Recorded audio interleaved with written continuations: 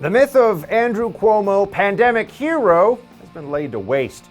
A new report from the New York Times shows the depth of the New York governor's incompetence and cowardice. Friends, it's time for Hold the Line.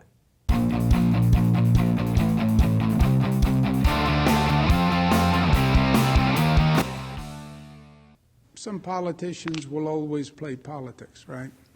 That's the nature of the beast. I don't think today is a day for politics. I wasn't elected by politicians. I was elected by the people of the state of New York. I'm not going to resign. No, he's not going to resign. Welcome to Hold the Line. I'm Buck Sexton. That was the governor yesterday telling people what I think we pretty much already knew, that he's going to stay in this fight till the very end. You will have to take power out of his grip with everything you've got, because Cuomo is all about that. He's all about being the guy who gets his way, who's in charge. And over the past year, he's become the dictator of New York. The problem with that, and there are many, is that when you have somebody with so much authority, the chances that it will be abused get higher and higher all the time. And he certainly did just that. We know about the sexual harassment allegations recently, but there's even more about the nursing home scandal that we have to talk to you about now. Now, remember, New York had one of the worst COVID responses in the entire country, particularly at the beginning of the pandemic, second in per capita deaths from COVID, only to New Jersey, right next door.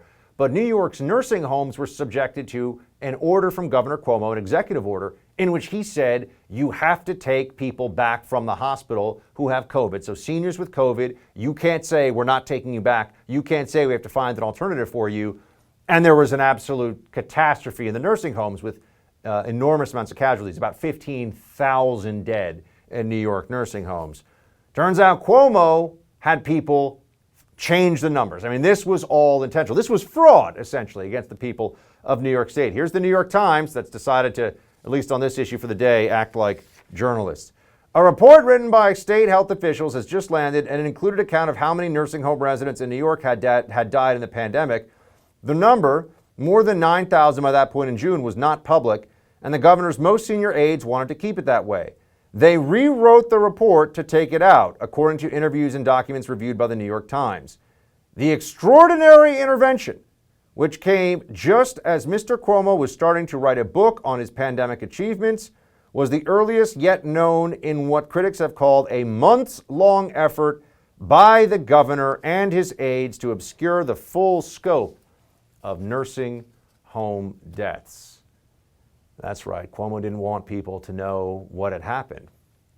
Now, that's true on several levels. He certainly didn't want them to know that he was presiding over the worst pandemic response in the entire country. Tough to be writing books on leadership when that's actually your record. So that's, at a baseline, a motive for covering up the numbers and the facts here. But it goes beyond that. He also didn't want anybody to connect the enormous death toll in those nursing homes with the order that he gave, the executive order to nursing homes specifically, that they must take back COVID positive patients, and that he then rescinded. Why rescind an order if it's just the federal guidance? Why rescind an order if it's what everybody's doing? That's the claim that he makes. Does anybody really believe that? Does anybody really think that that's true? Well, maybe Cuomo does, but he has to believe whatever lets him sleep at night these days. The governor was catastrophic in his response to COVID-19. This was an enormous scandal on its own. And the media went along with it because it was an election year, because they were desperate to beat Donald Trump. And Cuomo, because he understands politics, he's cunning. He's not ethical, he's not wise, but he is cunning. He knew that as long as he positioned himself as the anti-Trump on COVID issues, he would be defended and held up by the corporate media coast to coast, not just here in the Northeast, for being a leader. That's how we got to writing a book, getting an Emmy for his COVID press conferences, the Cuomo-sexuals moment in our history where people were talking about how attractive he was, and the love gov and all this stuff that was being said was all nonsense. It was actually the opposite of the truth. It was the exact wrong conclusion that people should have come to from his leadership, from the decisions he was making as governor. You want absolute power, Cuomo? You live with the consequences of those decisions you make. And that's where we are now. And then add to that the now 3 sexual harassment accusers, who have come forward and said that Governor Cuomo was harassing them. The latest one, Charlotte Bennett, spoke very clearly about what she thinks Governor Cuomo had in mind. Governor Cuomo said that he has never propositioned anybody. Do you believe that he was propositioning you? Yes. For what? Sex. He asked me if age difference mattered. He also explained that he was fine with anyone over 22. And how old are you? 25. What were you thinking as he's asking you these questions? I thought he's trying to sleep with me. The governor's trying to sleep with me. And I'm deeply uncomfortable. And I have to get out of this room as soon as possible. That's what we call a credible allegation. All lines up. Not the first, not the only one. And yet Governor Cuomo stays in office. I thought Democrats took Me Too stuff seriously. So right now, Democrats are willing to abide by a guy committing fraud, changing the numbers, lying about deaths, making an awful decision, in fact, taking a bow when he should have been begging forgiveness. That's the reality of Cuomo's COVID response. And on top of it, propositioning young women who are directly in his chain of command, whose futures he holds in his hand for sex. And he's still the governor and plans to finish out his term. And here's a preview. Here's a prediction. He will run again for office. He will run again. Unless somebody stops him, unless someone steps up, unless the Democrats get a conscience. So I wouldn't wait around on that one. So we've learned what an incompetent fraud Governor Cuomo actually is, but are the latest revelations enough to end his political career? I've told you what I think about this. Let's bring somebody in who follows state politics very closely. Chairman of the New York GOP, Nick Langworthy. He'll be with us when we come back. You never thought COVID-19 could cost you your home, right? Well, it just might. Here's why. Cybercrime is up about 75%, and the most serious cybercrime when it comes to your home is home title theft. That's right, cyber criminals, foreign and domestic, are now after our homes, and it's easier than you'd think. The title documents to our homes are online now. The thief finds your home's title and forges your signature on a quitclaim deed stating you sold your home to him. Then he takes out loans on your home and leaves you in debt. You won't know until late payment or eviction notices arrive. Insurance doesn't cover you, and neither do common identity theft programs. That's why I protect my home with Home Title Lock. The instant Home Title Lock detects someone tampering with my home's title, they help shut it down. Go to HomeTitleLock.com and register your address to see if you're already a victim, then use code RADIO to receive 30 free days of protection. That's code RADIO at HomeTitleLock.com. Again, code RADIO at HomeTitleLock.com.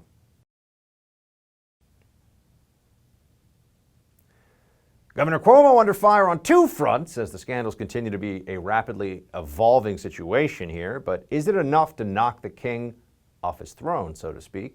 Our next guest is leading the fight to get Cuomo out of office, but he says this is a long way from being over. Let's bring in New York Republican Chairman Nick Langworthy. Nick, good to see you. Cuomo has built up an arsenal of political support over the past decade in office. Do you think these 2 scandals can actually take him down?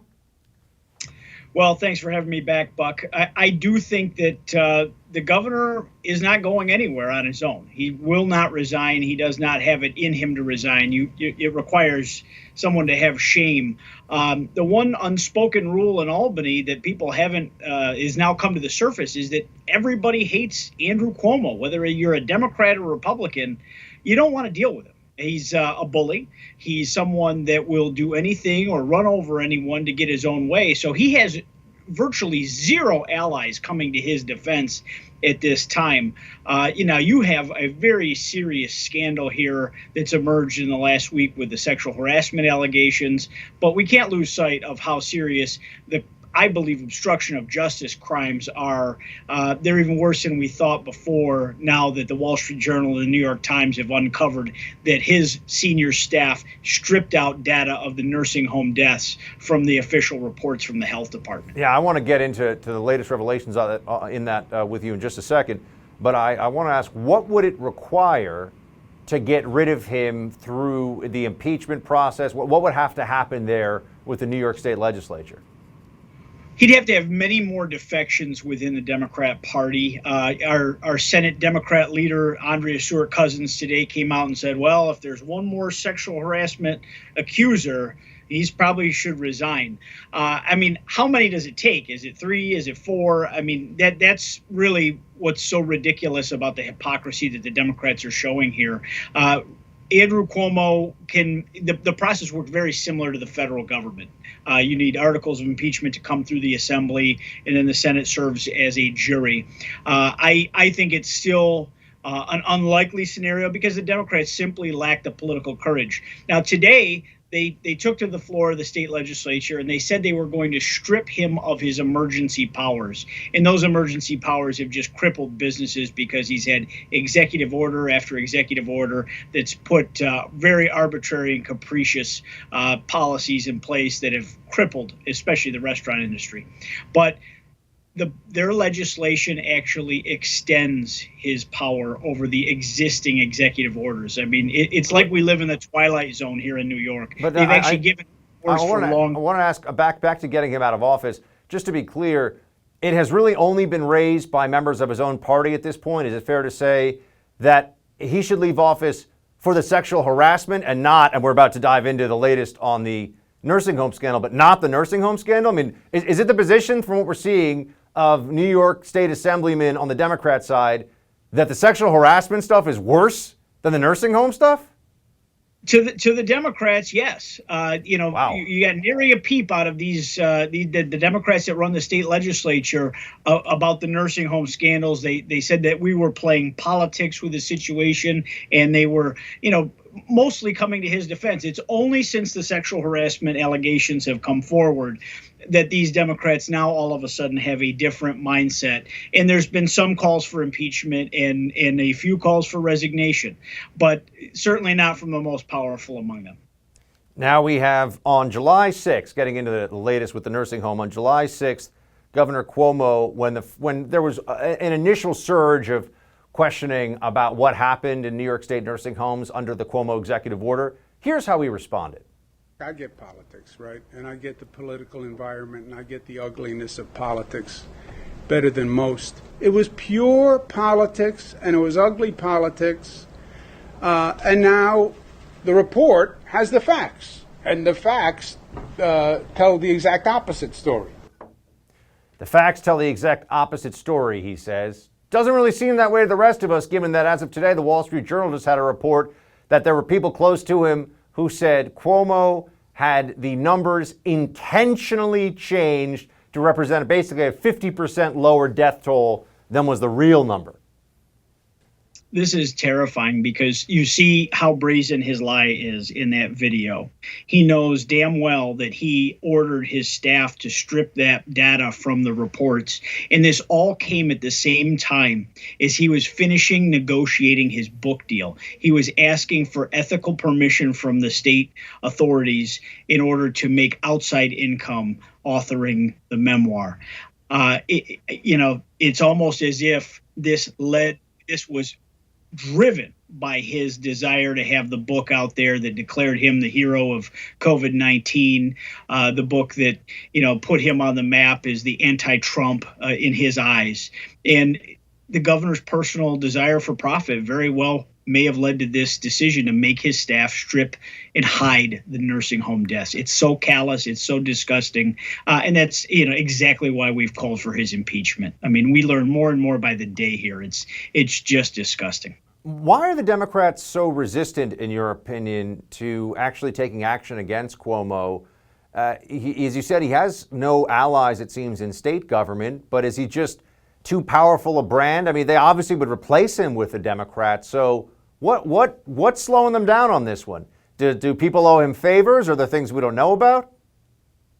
Well, I think that there is a fear that he's just that ruthless, and he has used the full weight of the state government, and no one knows all the ins and outs of state government better than Andrew Cuomo. He's been studying it and implementing it since he was in law school when his dad was governor of the state. So he could teach a master's class on how to be governor, and he uses it to its full extent of power against even members of his own party. So I think there is a fear factor that he's too tough for them to take on, that they'll suffer a consequence, whether it's, a state level politician worried about the pork that they'd normally get for their districts in the upcoming budget process, where the governor really holds 80% of the cards in the budget process. The governor gets what he wants, and he still has these extraordinary powers. They were due to sunset on April 30th. And today they're passing legislation that's going to allow him to continue to preside over the sitting executive orders indefinitely until Joe Biden declares that the pandemic's over. It just shows how afraid they really are. But then they're telling New Yorkers, of course, that they've curbed the governor's emergency powers. The lies know no bounds in New York. Lying even about that. I don't know, Nick. I appreciate you're here with me in New York trying to hold the line, as the show tells us all. But Florida's looking pretty good these days, my man. A lot of GOP down there. Thanks, Nick, for joining. Good to see you. Thanks, Buck. The U.S. Senate's currently debating the $1.9 trillion Democratic spending spree that is masquerading as a COVID relief package. Will the GOP have the guts to say no? CEO of American Majority, Ned Ryan, joins us next. Have you ever wanted to invest in real estate, but you didn't have the time to do it on your own, didn't know how to get started? I felt exactly that way until about a year ago. I've always loved the idea of real estate investment, but I didn't know how to get to step one, especially while keeping all my obligations, right? I'm doing hours and hours a day of original programming. I know you're really busy too. You got a lot going on. So how was I ever going to take the time to invest in real estate on my own? Well, then I met my friends at Done For You Real Estate. They took all of the guesswork out of it for me. They found me an awesome property. They rented it out for me right away. They managed the tenant, and now I get a check every month like clockwork. Don't wait another second to see if my buddies at Done For You Real Estate can do for you what they did for me. Visit doneforyoubuck.com to see how this works today. Again, they will take you through every step of the process, picking the city, the house, getting the mortgage set up, getting a tenant in, the management company, all of it. Go to doneforyoubuck.com today. Again, that's doneforyoubuck.com. We're getting ready to go through an unfortunate bit of political theater. And the reason for that is that the Democrats have made the decision to be hard partisans rather than to work together in a bipartisan manner. Last year, Congress passed 5 separate COVID relief bills. Every one of them was bipartisan. So it's not just empty words. Republicans here have demonstrated that we are ready and willing to roll up our sleeves and work together in a bipartisan manner to address COVID, to defeat this pandemic, and to get people back to work. Joe Biden and Chuck Schumer and Nancy Pelosi could have done the same. But they made a decision instead. This is not a COVID bill. That was Senator Ted Cruz on the Democrats' latest attempt at a, quote, COVID relief bill. You'd think since it's been a few months, they might, as the majority now in Congress, decide that they would be refined and focused, right? That's what you would assume. Evidently not. This bill is filled with pork. It backtracks from previous promises of a $2,000 relief check and spends most of its provisions on items completely unrelated to the pandemic. Thanks, Democrats, of course. To discuss this further, I'm joined by CEO of American Majority, Ned Ryan. Ned, I know we're not surprised the Democrats are doing something like this, but is the brazenness of it, the sheer scope, the 1.9 trillion-ness of this a little bit of a wow moment? What do you think? You know, it probably would be more of a moment if we actually had an honest media that would cover the fact that about 90% of this bill has absolutely nothing to do with coronavirus. I think the actual statistics, about 9% of the bill, of the 1.9 trillion, has anything to do with COVID relief. But of course, Democrats, again, you got to hand it to them in some way, Buck. Like, never miss an opportunity. We use coronavirus to rig the elections. Let's use coronavirus to pay off our friends. I mean, one of the things Cruz is fighting, and thankfully, I think there are about 8 Democrat senators that are going to stand with him. Why are we giving $1,400 stimulus checks to illegal immigrants? I mean, that's $8 billion when we're $28 trillion in debt. We're in a $1.9 trillion bill, and we figure, let's just tack on $8 billion to give the illegal immigrants. But thankfully, eight Democrat senators, I think, are going to stand with Cruz on that amendment to try and block that crazy, among many, a crazy part of that supposed COVID relief bill. Why can't we at least get a clarity here? I mean, there's payments of $1,400 to most individuals. I remember they were talking about $2,000. Here you go. Here's the relief package in Pre-C form here. Checks started to phase out at $75,000 in income, $400 per week unemployment supplemental through August 29th, expansion of the child tax credit to give families up to $3,600 per child over a year. So they are sending money to people here, but what happened to the $2,000 a person, Ned? Right. The amazing part is, again, Buck, we can't even figure out how to give $2,000 checks to American taxpayers, to American citizens, and we're going ahead and spending, trillions of dollars, tens of billions in foreign aid, sending money overseas for gender studies in Pakistan. We can't get our acts together to actually help bail out American citizens who have been crushed. I mean, I think it's over 100,000 small businesses. At one point, of course, there was tens of millions of Americans out of job, and we can't figure out how to give them $2,000, which is a paltry sum.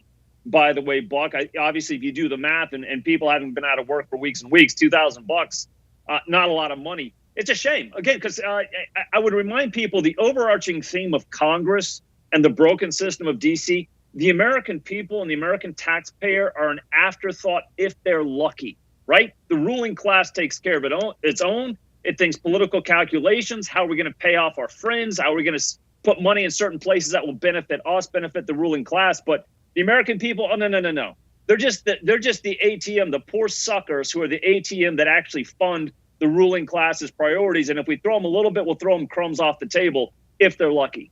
Feels a little bit of deja vu here, Ned, because at the start of the Obama administration in 2009, we had a financial crisis, not a pandemic virus crisis, but that was used to ram through, as you remember, what seemed like a massive bill at the time of, I believe it was $900 billion, give or take, of a stimulus plan. We were told that was necessary to avoid a depression. Now we're being told by Biden, with the pandemic going on, of course, Democrats coming into office recently, that this is necessary to get us past the pandemic, to get us past the virus and up and running again. If that's the case, why do they have to do all this stuff that has nothing to do with it? I mean, do you think there's any possibility that, as we saw the last time around back in 2009, this may come back to haunt Democrats in the midterms when the American people see, what are you spending tens of billions of dollars in funding that has nothing to do with COVID? Well, I certainly hope so. I hope enough of the American people are actually paying attention. I hope enough of the facts and the truth get out. Again, I'm not banking on the propagandists and the media actually being honest about any of this.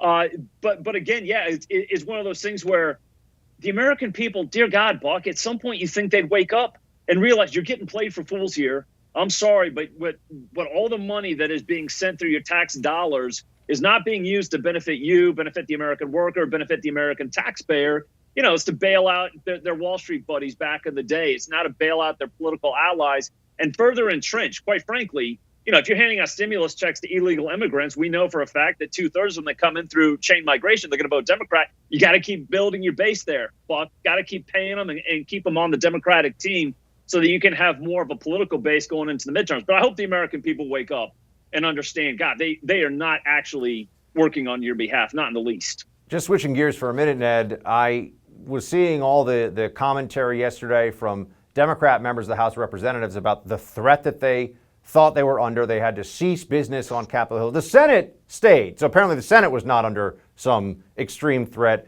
from Trump supporters who were going to bring about some kind of a coup.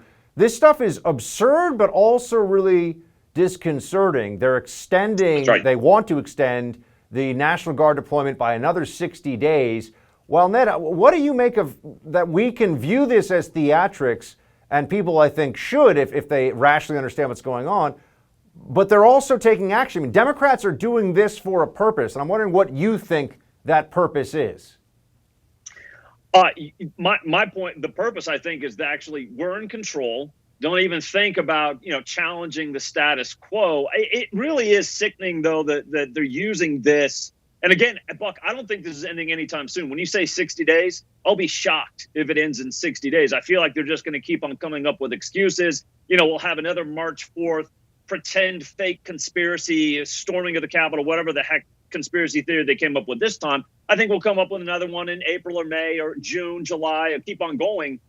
But it really is, I think, just it's a power statement. We're in control. You're not.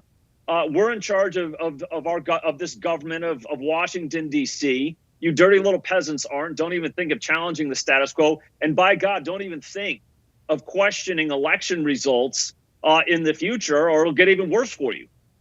Stunning stuff, Ned. I just want to know, are you feeling like the big guy after CPAC? How do you view the future of the GOP right now, given the president just spoke to everybody at CPAC? It seemed like he's back in the game, but we're not sure how much or how exactly. I got to tell you, I got to see him about a week and a half ago. We shot the breeze for about 45 minutes, Buck. He's back. I mean, he's still obviously very disappointed in how the election turned out, but I think he's going to play a significant role, as I've hoped for and as I've told you, in the midterms, especially on those Republican races, those people that voted for impeachment. And I think he's going to play a significant role in these open Senate races. So I think he plans on really stamping America first and his role in the primaries in 2022. So I'm encouraged. Ned Ryan, everybody. Ned, good to see you. Thanks, Buck. It's been a tough couple of weeks for America's children, with the far left coming for Mr. Potato Head, Dr. Seuss, and now Bugs Bunny's girlfriend. You heard that right. Evolutionary psychologist and foe of cancel culture, Gad Saad, joins us next.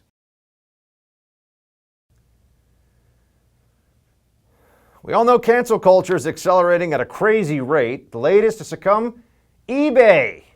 eBay is announcing it is barring the resale of 6 Dr. Seuss books over offensive imagery after the books were selling for hundreds of dollars on the platform. But guess what you can still buy on eBay? Hitler's Mein Kampf. That's right. And Jewish Supremacism, the book by former KKK Grand Wizard David Duke, the Unabomber's Manifesto, and the journals of the 2 Columbine killers who murdered 13 people, but not 6 banned Dr. Seuss books. This gets a little confusing, right? Let's bring in somebody who can try to make sense of it all. The voice of Gad, author of The Parasitic Mind, How Infectious Ideas Are Killing Common Sense, Gad Saad. Good to see you, my man. Oh, thank you so much for having me again, Buck. Cheers. Let's start with what does the left, I mean, there's sort of the obvious stuff about it's a power trip. People like to call out other people. Bullying actually makes the bullier feel better. Psychologists have figured this out in recent years. Bullying does not come from a place necessarily of people hating themselves. It makes them feel better. But why would somebody want to get rid of Dr. Seuss books? And I know that Dr. Seuss's company did it, but they were trying to preempt the pressure they knew was coming. Why? Yeah.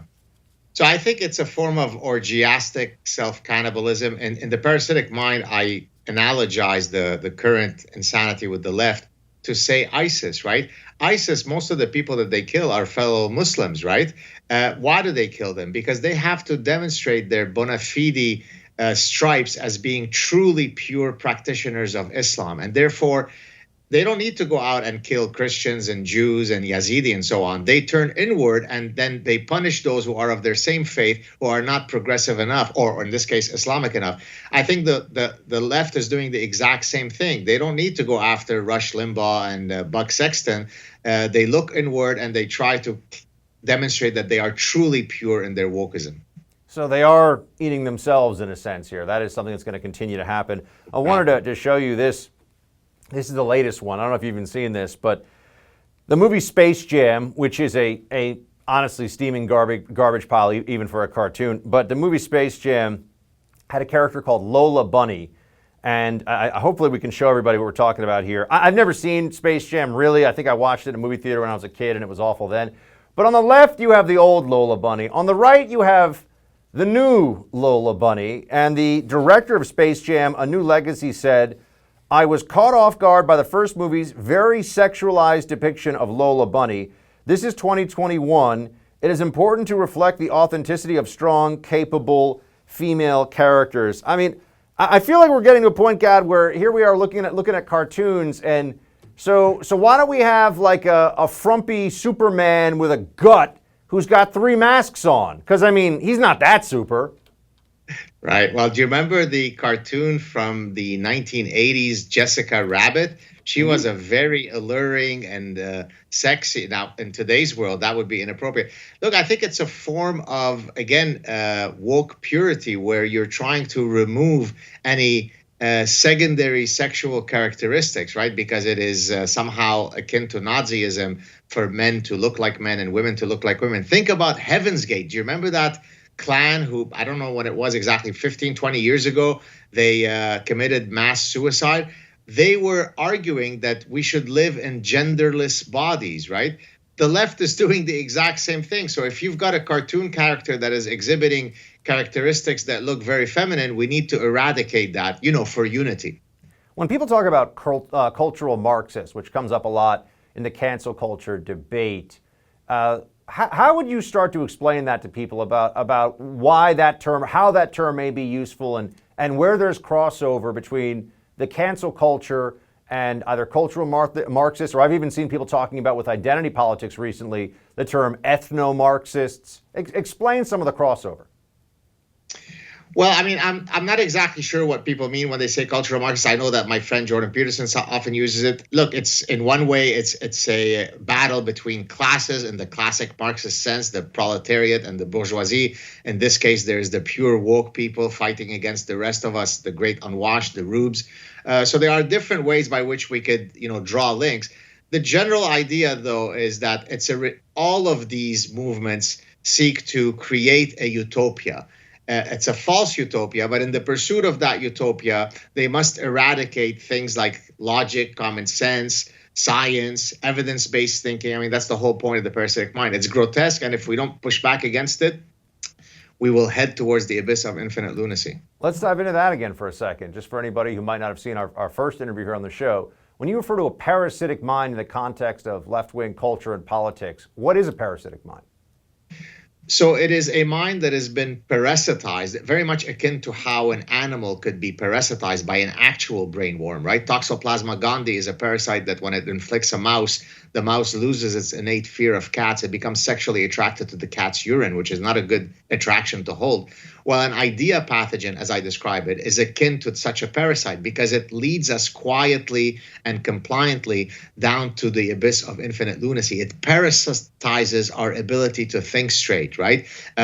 Queers for Palestine, right? That's a parasitic idea, right? If you are, quote, a queer, this is not my term. It's not a pejorative term. It's a term that they have assigned to themselves. If you are part of the LGBT community, it certainly does not make sense for you to be supporting Palestine. You should be queers for Tel Aviv. Tel Aviv has a huge, vibrant market or ecosystem for LGBT community. So it demonstrates that when people become parasitized by these idea pathogens, it's ideology that drives their positions rather than actual thought processes. What is the prognosis for what we can do here, Gad? I mean, we can't take Flagyl for the parasitic mind. So what is the option? What are the ways to go forward? It feels like with cancel culture now being able to harness big tech in the ways that we've been talking about as well, we are at a serious disadvantage here. We have far less artillery in the propaganda war to deploy.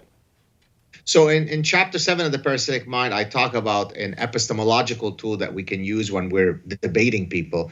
I call it nomological networks of cumulative evidence. This is when, if I'm trying to prove to you a certain position, I will try to get data for you from across cultures, across time periods, across methodologies, across disciplines, so I can prove my point. It takes a lot of effort, but at least it ensures that when I go out into the battle of ideas, I am really well armed.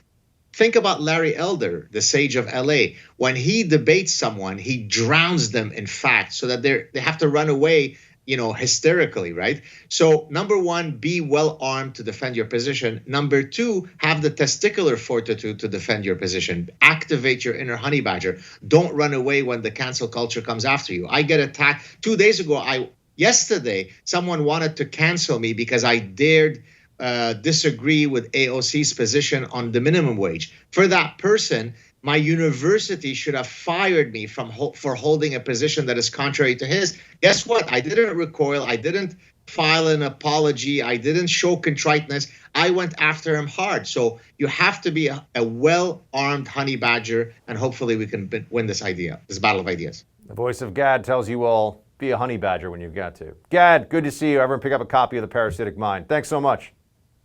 Cheers, buddy. Take care. For decades now, the opposition to abortion has been championed by the Catholic Church in America. So why are so many Catholics still voting for Democrats? After the break, my conversation with the president of the National Pro-Life Religious Council, Father Frank Pavone. Stay with us. We're living in very uncertain times. Being prepared for the unknown is more important than ever. I'm sure you've noticed this new Biden administration is making the world anything but predictable, and the government's passing these massive spending bills. The Federal Reserve is printing trillions of dollars in fiat currency, and a lot of experts are predicting that inflation could start to tick up and even run rampant eventually. That could spell disaster for the dollars in your bank account. We could all benefit from something reliable right about now. What could be more reliable than real gold and silver? I'm talking about actual gold and silver that you can hold right in your hands. Call the Oxford Gold Group now and learn how easy it is to get real gold and silver sent securely directly to your home, or how you can have real gold and silver placed in your IRA or 401k. Just call the Oxford Gold Group at 833-600-GOLD and ask for your free guide on owning gold and silver. Again, call the Oxford Gold Group right now, 833-600-GOLD. The Oxford Gold Group is the only gold company I trust. Give them a call, 833-600-GOLD. That's 833-600-GOLD. I was joined by the National Director of Priests for Life, Father Frank Pavone, at CPAC in Orlando over the weekend. We discussed the abortion debate in America, why many Catholics continue to vote for Democrats, and where the clergy stands on issues of politics. Let's take a look. Continuing here at CPAC with Father Frank Pavone, National Director of Priests for Life. Father Pavone, great to see you. Hey, Buck, it's great to be with you today. As I was telling you, we sat down. My mother is a big fan of you and your work and what you stand for. That's good to hear. And so when I heard that Father Pavone was going to be at CPAC, I knew that I was going to be in trouble if I didn't interview you. So here we are. You know, well, God bless her. Yeah.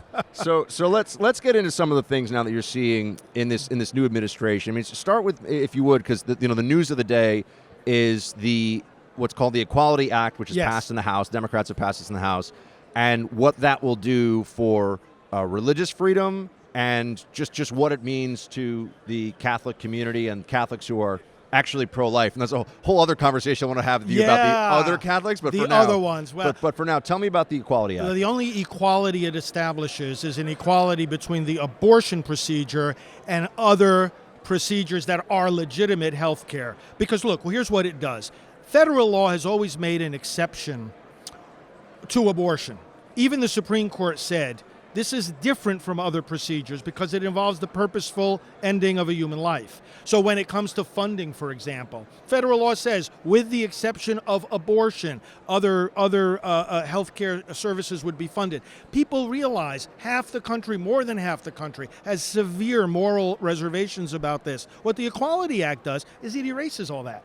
And it says, look, you can't discriminate based on any kind of condition of pregnancy. So what does that mean? Well, that means that you have to fund abortion like you fund other procedures. What does that mean? Well, that you can't object, even on religious grounds, to participating in or paying for abortion. And this, if it were to become law, this would create a revolution across the country. I'm convinced.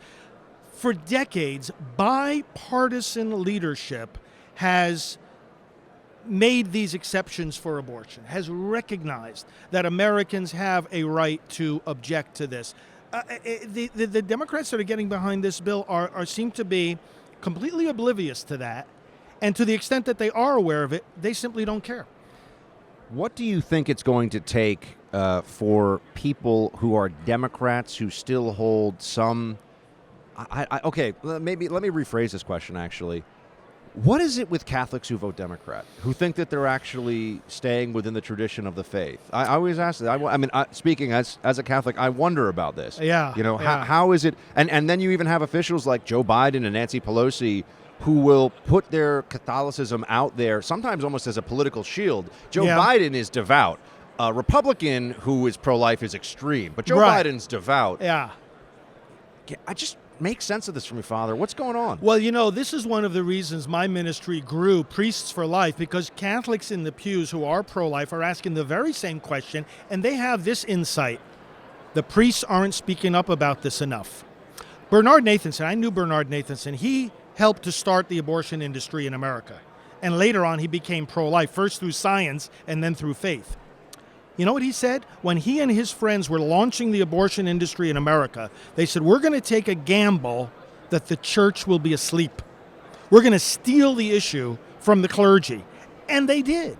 And that's why he was a friend of our ministry, because he said to me, look, we would have never gotten away with what we did if the clergy had been united, purposeful, and strong. So I think that a lot of the blame for clueless Catholics in the pews is silent priests in the pulpit. That's part of what's going on here. And that's why we've tried to start a reform movement within the clergy to say, basically, in nicer terms, open your mouths, and say something about this. I speak about politics all the time. I got behind President Trump really strong in both of his campaigns. And some people come along to me, pastors come along and say, hey, why are you doing all this political stuff? We're supposed to be doing the work of the church. You know what I say to them? What makes you think you're going to be free to do the work of the church if you put these Democrats in office that don't care about religious freedom?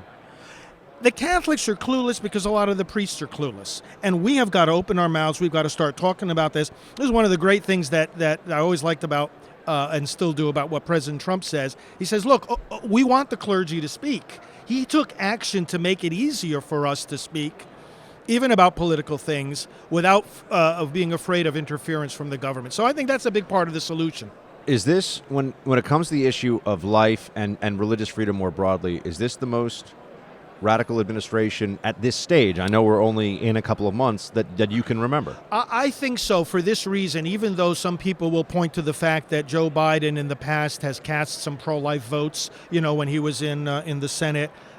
And as I told people throughout the election season, it doesn't matter. What matters is that the party, the Democrat Party, is more extreme than it's ever been. They didn't have, prior to this last election, they didn't have explicitly in their platform to get rid of the Hyde Amendment. That was supported in a bipartisan way for decades. And so because the party is more extreme and brazen than it has ever been, then so is the administration. Biden is simply following, the extreme has moved to the center, and this is what we're facing. It is the most extreme than ever. What is the issue right now that you're the most focused on, that you're hoping to make some headway with your organization, Priests for Life? What are you, I'm sure there are many issues, but is there one thing right now that is top of the agenda for you that you want to get the word out about? Yes. You know what it is? When you look at the whole abortion question, so many different dimensions to it, but it's the continued practice of late-term abortion. There's a reason why President Trump focused on that all the time. We've got the momentum here in public opinion, on the state legislative level, and even in the Congress. There is a strong support for saying to America, look, aside from the question of choice or, terminating a pregnancy, how far into the pregnancy are you going to wait before you make a choice? Now, we don't believe the choice to kill a baby should ever be made. That's always wrong. But the point is, when you've got most people ready to say, let's stop it at 20 weeks, for goodness sake, or even earlier than that. But there's a strong consensus that tearing a baby apart limb from limb at 23, 24 weeks into the pregnancy is absolutely beyond the pale. Even some European countries don't that allow some abortions will not allow those abortions. Right. We are in a small handful of countries that allow it. In fact, only 4 countries allow it throughout pregnancy. Canada to the north, and then you got China and North Korea. Not good company to be in.